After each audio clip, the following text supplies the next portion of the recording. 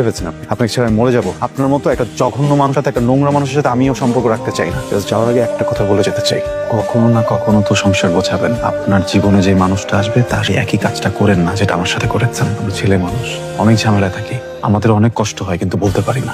কি হচ্ছে এসব? কি বিয়ে হচ্ছে? নেহা তুমি আমাকে জানাবা না? নেহা তুমি যেখানে আছো আমি জানি না, তুমি গাড়িটা ঘুরাও। ড্রাইভারকে বলো গাড়ি থামাইতে। নেহা নেহা ড্রাইভারকে এখন বলো গাড়ি ঘুরাইতে, আমি আসতেছি। নেহা আমি যেটা বলতেছি আমার কথা শোনো, আমি ওয়েট করতেছি, আমি দাঁড়ায় আছি, ড্রাইভারকে গাড়ি ঘুরাইতে বলো, আমি আসতেছি।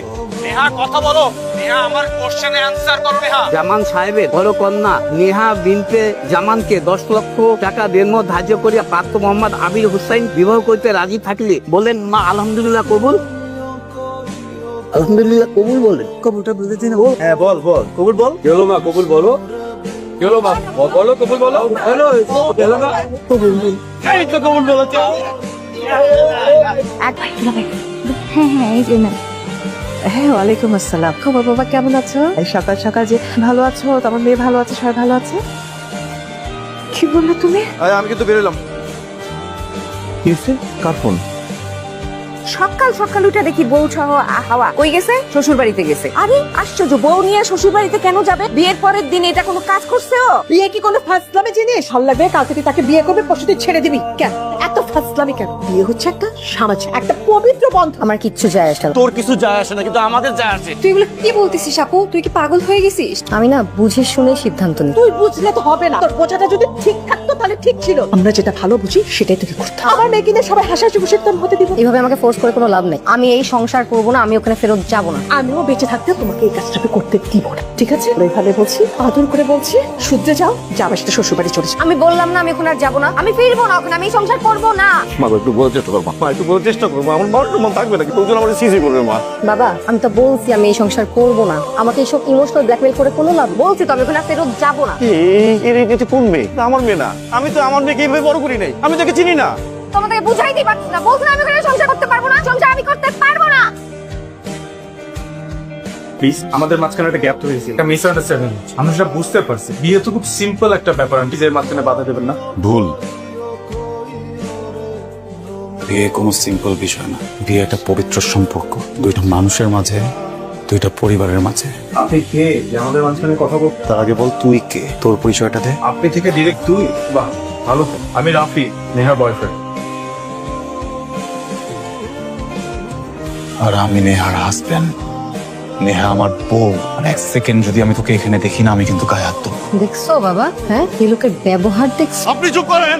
এই কেন চুপ করবো? হ্যাঁ আপনি আমার বাসায় এসে আমার গেস্টের সাথে খারাপ ব্যবহার করবেন, যা খুশি তাই বলবেন, আর আমি কিচ্ছু বলবো না? আপনার লজ্জা নাই? আবার আমার বাসায় আসছেন? হ্যাঁ আপনি এখন এখান থেকে চলে যান। কেন আসছেন? শান্তি নষ্ট করতে আসছেন আপনি? হ্যাঁ এই শিক্ষা দিয়েছেন আঙ্কেল আপনি ওকে? মানে কোনো কার্টিসি নেই, নিজের হাজবেন্ডের সাথে কিভাবে কথা বলতে হয় এই শিক্ষাটুকুও নেই। সেই সব জান। নেহা প্লিজ চুপ। আবার দেখছো আমার সাথে কিভাবে চোখ রাঙায় কথা বলতেছে? ওই বাসায় গেলে তো আমার গায়ে হাত তুলবে। এই লোকের সাথে আমি সংসার করবো? হ্যাঁ নাকি এখান থেকে এখন চলে যেতে বলো? না না আমি কথা বলবো, নাকি এখন এখান থেকে চলে যেতে বলো তুমি? নেহা এটা কিন্তু বেশি হয়ে যাচ্ছে। না আঙ্কেল অনেক বেশি হয়ে গেছে। তোরে জন্ম দেওয়াটাই না আমার অপরাধ ছিল। ভাই আপনার সাথে আমার কিছু কথা ছিল। নেহা আমাকে ভালোবাসে ভাই। মুখ সামলে কথা বলবেন। আপনি যে মানুষটাকে নিয়ে কথা বলছেন সে আমার স্ত্রী। কিন্তু ও তো আপনার সাথে ভালো নেই ভাই। ও তো আপনার সাথেও ভালো ছিল না। আমি বুঝতে পারি বলে কি আপনাদের ব্রেকআপটা হতো? সেটা একটা ডিফারেন্ট স্টোরি ছিল। ডিফারেন্ট স্টোরি সবার লাইফে। সব ডিফারেন্সেস গুলো আছে, তাই বলে কি আমি আমার সংসার ভেঙে ফেলবো, বের হয়ে আসবো এখান থেকে? কিন্তু নেহা তো আপনাকে ছেড়ে আসতে চায়। আমি থাকতে চাই। জোর করছেন কেন মনে হলো? ফ্যাক্টস ভাইয়া।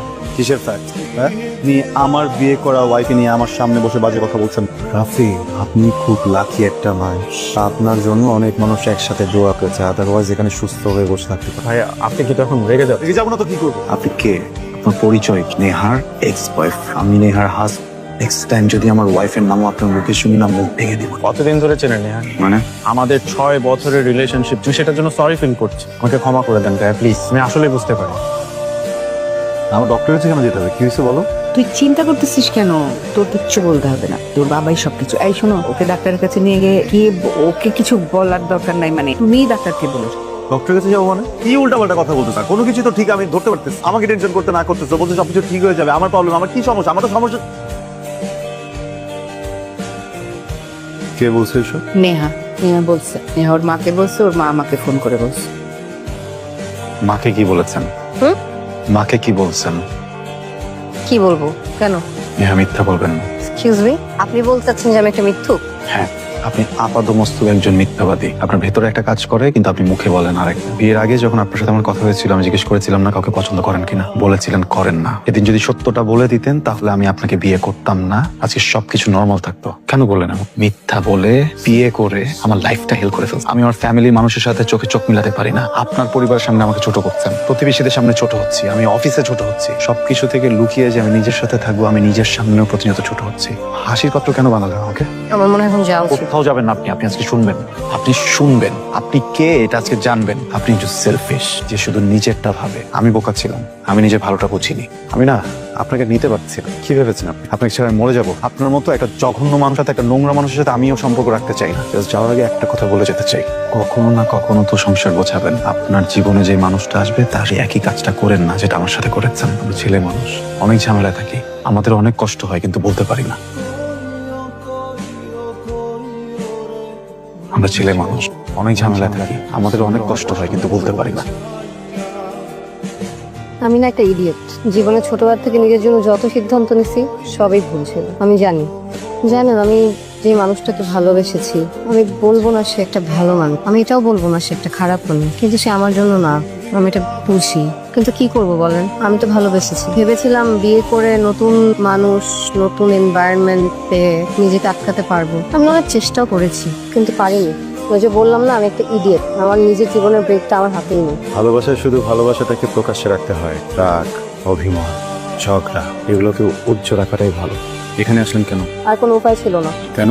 একটা ক্লোজার দরকার ছিল। আমার মনে হচ্ছে আমি আপনার সাথে খুব খারাপ করেছি, আমি বিয়েটাতে রাজি না হলেও পারতাম। নেহা, আমি কখনো প্রেম করি, এমন না যে কখনো ভালোবাসতে ইচ্ছে করেনি। জাস্ট নিজের অনুভূতিগুলোকে পাত্তা দিতে ইচ্ছে করেনি। ক্যাম্পাসে থাকতে আমার খুব নাম ডাক ছিল, বেশ কিছু প্রস্তাবও পেয়েছি। সাহস হয়। জানেন তো, একজন পুরুষ যখন একজন নারীর প্রেমে পড়ে তখন জীবনের কন্ট্রোলটা সে নারীর হাতে সঁপে। সে পুরুষকে তখন সে নারী সঞ্চালন করে। আমি কখনোই চাইনি আমার জীবনের ব্রেকটা আমার প্রেমিকার হাতে থাকে।